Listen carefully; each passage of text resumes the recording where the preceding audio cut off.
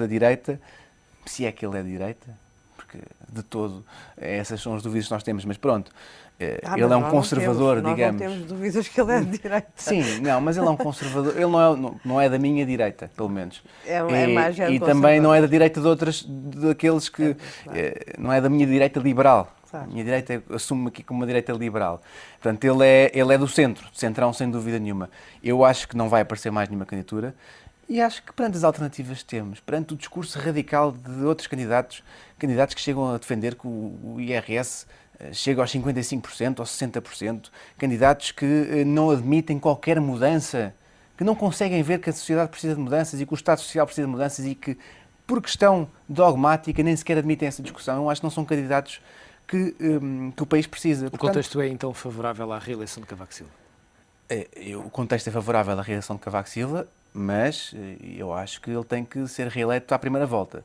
Uma segunda volta é muito arriscada para ele, nomeadamente porque o seu mandato não foi daqueles mandatos do Dr. Jorge Sampaio, que é um mandato que toda a gente gosta muito, um mandato muito simples, primeiro mandato, principalmente, que não tem dificuldade para ir além, que ele fala muito de cultura, fala de que há mais vida para além do déficit, tem aquele discurso que pode ser um discurso fácil e que todos gostamos. O professor Cavaco Silva conseguiu arranjar alguns inimigos à direita, nomeadamente aquela direita muito conservadora pela questão do aborto, conseguiu arranjar inimigos, entre aspas, no lado do governo, porque o caminho do governo foi um pouco minado, muitas vezes, pelo discurso do professor Cavaco Silva. E seguramente à esquerda também. E, portanto, à esquerda tem de todo, desde sempre a história. E, portanto, à primeira volta, eu acho que ele vai ganhar à primeira volta, mas se não ganhar, veremos.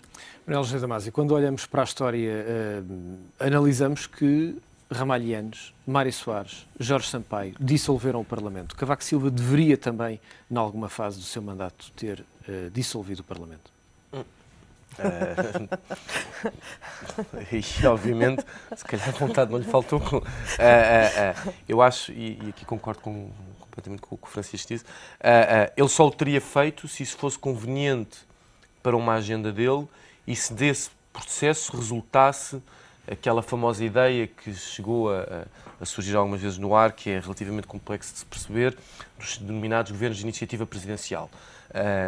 Que é algo que houve neste país num contexto político e social muito, muito particular. Pessoalmente não sei se faria sequer sentido hoje em dia, mas fora desse contexto não acredito que Cavaco Silva fosse dissolver o Parlamento. Até porque daquilo que nós conhecemos, aquilo que é relativamente público sobre o andamento, entre aspas, do ator político-governo e do ator político-presidente, eu pessoalmente nunca me parece que eles tenham estado assim tão de costas voltadas. Aliás, naquilo que são, se quisermos, as visões centrais para o país, não há uma diferença substancial entre uma concepção social-democrata que tem José Sócrates e uma concepção de centro-conservador que tem o professor Cavaco Silva. Não há nada de muito substancialmente diferente na sua concepção, nomeadamente na sua concepção do que são os privilégios na sociedade portuguesa, que é provavelmente o aspecto eventualmente até mais, onde mais se aproximam. Nós podemos dizer que José Sócrates, logo no início dos seus mandatos, tentou de alguma forma ir contra, lobby não é a melhor expressão, mas contra uma certa estratificação da sociedade portuguesa e alguns movimentos organizados que essa estratificação implica. A verdade é que rapidamente, entre os dois, se procurou o tal famoso consenso que o professor Cavaco tanto gosta de falar. Portanto, eu não me parece que eles tenham andado de costas voltadas um para o outro, tirando realmente esse episódio das escutas. Mas esse episódio das escutas provavelmente não tem nada a ver sequer com o contexto da atuação do governo, tem mais a ver com um contexto muito particular, é misterioso, realmente, tem muito mais a ver com o contexto particular da luta política e se calhar até mais para dentro do PSD do que dirigido ao adversário político do PSD, neste caso ao Partido Socialista. Fora esse momento, não há objetivamente nenhuma razão para a dissolução do Parlamento. Nós não podemos encontrar em todo, por mais gravosos que sejam as situações e as insinuações pessoais, etc., não houve, tal como é questionável se houve quando o Dr. Jorge Sampaio dissolveu o Parlamento. Porque esse é que é o facto objetivo. E aí voltamos àquela questão da boa moeda e da má moeda, e lá a história da moeda para trás e para a frente. Nós não encontramos razões no período do professor Cavaco Silva, e se calhar corretamente ele não o fez, mas também não o encontrávamos anteriormente. Portanto, o ato de dissolução do Parlamento, que é, sem dúvida, o ato máximo de exercício do poder político, é um ato gravoso nas consequências que tem para a sociedade portuguesa, mas é também um ato gravoso nas consequências que tem para quem o exerce, neste caso particular, para o Presidente da República. Não me parece que o professor Cavaco Silva quisesse arcar com as consequências desse ato. E eu acho que em todos os momentos onde essa hipótese, por mais mirabolante que fosse, foi sequer avançada, o mais prejudicado seria sempre ele próprio. Portanto, ele nunca o iria fazer. Ele nunca iria tomar um ato do qual ele seria o mais prejudicado. Porque voltamos sempre à mesma questão, se a agenda dele pessoal que se sobrepõe a tudo o resto, por que raio é que eu iria tomar um ato que me prejudica? Isso era contrassenso, não faz sentido nenhum. Ana Paula Vitorino, Francisco. Só para dizer que é obviamente relevante que o orçamento seja aprovado para o professor Cavaco Silva e para a sua eleição. Claro. E por isso é que eles também... Não é só por isso, mas é também por isso que eles têm batido muito pela aprovação. E vai ser aprovado. Voltamos à tal questão, é a agenda política que Coincide condiciona a atividade muitas económica vezes e com não... a agenda do país, atenção. Claro. É o que, por isso é que eu quis deixar claro. Ana Paula Vitorino, neste segundo mandato, Cavaco Silva poderá ter um comportamento diferente. É típico os presidentes no segundo mandato não têm que pensar na reeleição. Têm um comportamento, diria, mais solto em relação à sua leitura dos poderes. Eu acho que dificilmente podemos pensar num comportamento solto associado ao professor Cavaco Silva. Portanto, acho que não são duas coisas que não conjugam. Mas eu, muito sinceramente, tendo a concordar muito com aquilo que o Francisco disse, aliás, também com algumas das coisas que o Manuel já disse, que tem a ver com o seguinte. Não querendo eu, obviamente, forçar-vos a qualquer tipo de consenso, como devem perceber. Não, mas se calhar que até haverá mais consenso do que aquilo que se possa imaginar. Mas de qualquer forma, eu acho que Cavaco Silva nunca mostrou boa vontade relativamente ao governo. Eu acho que mesmo quando diz que tem umas relações enfim, normais ou simpáticas, já não lembro a expressão que ele utilizou, com José Sócrates, e depois vem uma série de mas a seguir.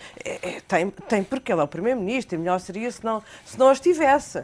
Vamos lá ver, existe uma boa educação institucional... Isso é uma coisa importante, pelo menos os assuntos que são tratados entre eles, ficam entre eles. É verdade.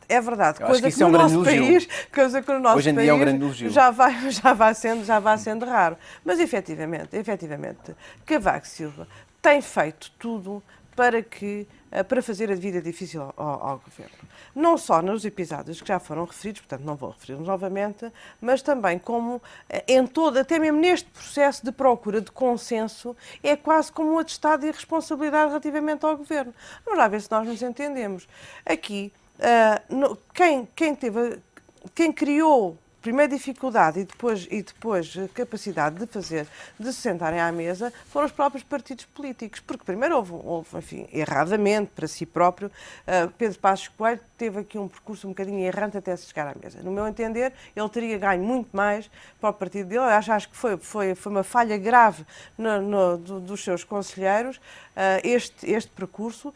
Mas quando se senta à mesa, senta-se à mesa porque é melhor, porque de repente descobriu que é melhor para ele sentar-se à mesa do que neste momento estar a fazer aqui o governo. Bom, mas relativamente ao Presidente da República, ele tende a colar muito à imagem do tal pai, que ainda não nos saiu das mentalidades. Enfim, não é em vão que se passa no meio século de uma ditadura em que enfim, era incentivado esse tipo de postura do pai Estado, o pai Salazar, enfim, o pai que fosse, mas era de facto essa figura paternal que tomaria conta de todos nós, podíamos ser uns irresponsáveis. E ainda está muito na nossa cultura. E Cavaco Silva tende a colar-se um bocadinho à encarnação atual do século XXI daquilo que era. Não estou a dizer do ponto de vista das concessões políticas, naturalmente. Convém esclarecer isso. Não, mas quero aliás, eu tenho um imenso apreço pelo professor Cavaco Silva e acho que é uma pessoa conservadora, mas longe de mim estar a colá-lo a qualquer tipo de conotação política.